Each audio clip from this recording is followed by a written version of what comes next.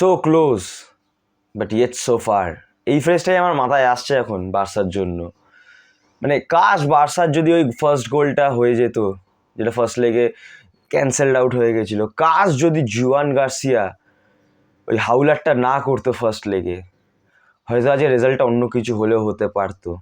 Unfortunate, এক গোলের মার্জিনে অ্যাগ্রিগেটে knock out হয়ে গেল বার্সেলোনা এবছরে কোপা ডেল রে সেমিফাইনাল থেকে। But what a fight back from Barcelona, মানে just a salute from my side.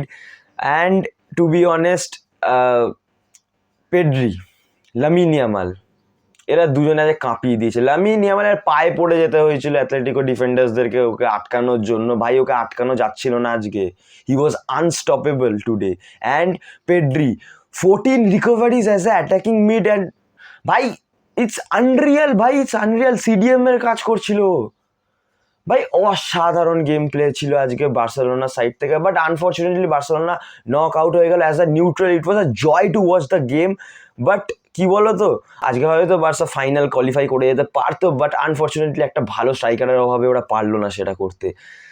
Anyways, congratulations two Atletico Madrid, congratulations two Simeone for reaching the Copa del Rey final. Maybe another trophy for Simeone with Atletico is loading. Atletico is a red hot favorites for this year's Copa del Rey. দেখা যাক কি হয়। And Atletico আজকে একটাই target ছিল, 3 গোলের বেশি concede করা না। অ্যান্ড ঠিক ওরা ওটাই করে ম্যাচটা সি অফ করে নিল।